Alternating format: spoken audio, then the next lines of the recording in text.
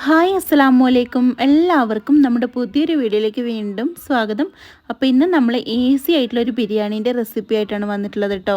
നമുക്ക് ഉള്ളി വഴറ്റാനോ ഒന്നും നിൽക്കേണ്ട, പെട്ടെന്ന് നമുക്ക് തയ്യാറാക്കിയെടുക്കാം. അപ്പോൾ അതിനായിട്ട് ഇതാ ഉള്ളി മീഡിയം സൈസ് വലുപ്പത്തിൽ 4 ഉള്ളി, ഇഞ്ചി വെളുത്തുള്ളി പച്ചമുളക് ചതച്ചതും 3 വലിയ തക്കാളിയും അതുപോലെ പാകത്തിന് ഉപ്പ്, മഞ്ഞൾപ്പൊടി, മുളക് പൊടി, മല്ലിപ്പൊടി, കുരുമുളക് പൊടി, ഗരം മസാല, കുറച്ച് വെളിച്ചെണ്ണയും കൂടെ ചേർത്ത് നമുക്കിത് നന്നായിട്ട് കൈവച്ച് തിരുമ്മിയെടുക്കാം.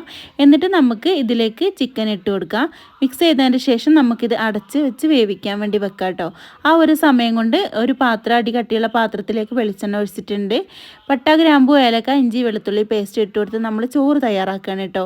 അപ്പോൾ 1 കപ്പ് അരിക്ക് 2 കപ്പ് വെള്ളം എന്നുള്ള തോതിലാണ് ഞാൻ വെള്ളം ഒഴിച്ച് കൊടുത്തിട്ടുള്ളത്. ഉപ്പും ചേർത്ത് കൊടുത്ത് അടച്ച് വെച്ചിട്ടുണ്ട്.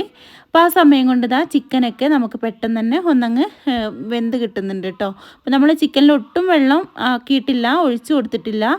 അപ്പോൾ ആ ചിക്കനിൽ സവോളയത്തെ തക്കാളിത്തൊക്കെ വെള്ളം തന്നെ മതി കേട്ടോ. അപ്പോൾ വെള്ളം നല്ല തിളച്ച് വന്നതിന് ശേഷം കഴുകി ക്ലീനാക്കി വെച്ചിട്ടുള്ള അരി ഇട്ട് കൊടുക്കുകയാണ്. ഇനി നമുക്ക് ഇത് അടച്ച് വെച്ച് വേവിച്ചെടുക്കാം. അപ്പോൾ നമുക്ക് പാകത്തിന് വെന്ത് കിട്ടിയിട്ടുണ്ട് കേട്ടോ. പിന്നെ നമുക്ക് ദം ചെയ്തെടുക്കാനേ ഉള്ളൂ. ക്യാരറ്റും ചേർത്ത് കൊടുത്ത് വീണ്ടും അടച്ച് വെച്ചിട്ടുണ്ട്. അപ്പോൾ നമ്മൾ മസാല കുറച്ച് തിക്കായിട്ട് ഗ്രേവി പോലെ അത്യാവശ്യം വെന്ത് കിട്ടിയിട്ടുണ്ട് കേട്ടോ.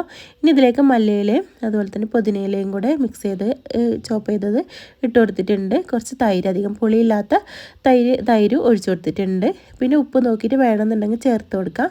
അപ്പോൾ ഓവറായിട്ടുള്ള സാധനങ്ങളൊന്നും നമ്മളിതിൽ ചേർക്കുന്നുമില്ല, എന്നാലും നല്ല ടേസ്റ്റി ആയിട്ടുള്ളൊരു ബിരിയാണിയാണ് കേട്ടോ. അപ്പോൾ നമുക്ക് ചിക്കനൊക്കെ പാകത്തിന് വെന്ത് കിട്ടിയിട്ടുണ്ട്.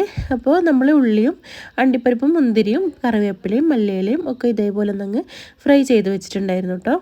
അപ്പോൾ ഇനി ഇതിൽ നിന്ന് നമുക്ക് കുറച്ച് മസാല അങ്ങ് ദം ചെയ്യാൻ വേണ്ടിയിട്ട് മാറ്റി എടുക്കുന്നുണ്ട്, കുറച്ച് പീസുകളും. ഇനി നമുക്ക് ഇതിൻ്റെ മുകളിൽ ചോറ് ഇട്ട് കൊടുക്കാം. അപ്പോൾ ചോറ് ഇട്ട് ഒന്നങ്ങ് അമർത്തി കൊടുത്തതിന് ശേഷം ഇതിൻ്റെ മുകളിൽ കുറച്ച് നമ്മൾ ഫ്രൈ ചെയ്ത് വെച്ചിട്ടുള്ളത് ഉള്ളിയൊക്കെ ഒന്ന് ഇട്ട് കൊടുക്കാം. ഇനി വീണ്ടും നമ്മൾ മാറ്റി വെച്ചിട്ടുള്ള ആ ഒരു മസാല ഇതിൻ്റെ മുകളിൽ അങ്ങ് ഇട്ട് കൊടുക്കാം കേട്ടോ. മുഴുവനായും ഇട്ട് കൊടുത്തിട്ടുണ്ട്. ഇനി നമുക്ക് ഒന്ന് നിരത്തിയതിന് ശേഷം അതിൻ്റെ മുകളിൽ വീണ്ടും ബാക്കിയുള്ള ചോറും കൂടെ നമുക്ക് നന്നായിട്ടൊന്നങ്ങ് അമർത്തി കൊടുക്കാം.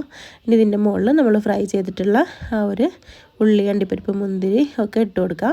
കുറച്ച് നെയ്യും കൂടെ ഇട്ട് കൊടുത്തിട്ടുണ്ട് കേട്ടോ. കറിവേപ്പിലയും മല്ലിയിലയും പുതിനയിലയും ഒക്കെ ഉണ്ട് ഇതിൽ.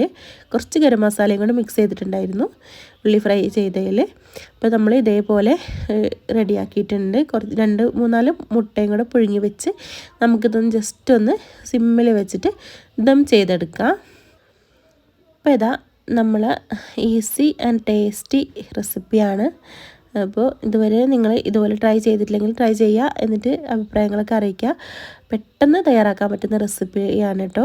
അപ്പോൾ ഇതുവരെ ബിരിയാണി തയ്യാറാക്കാത്തവർക്കും ഇതേപോലെയൊക്കെ പെട്ടെന്ന് തയ്യാറാക്കിയെടുക്കുക. അപ്പോൾ അടുത്ത വീഡിയോ പെട്ടെന്ന് വരെ ഇൻഷാ അല്ലാ. Thank you.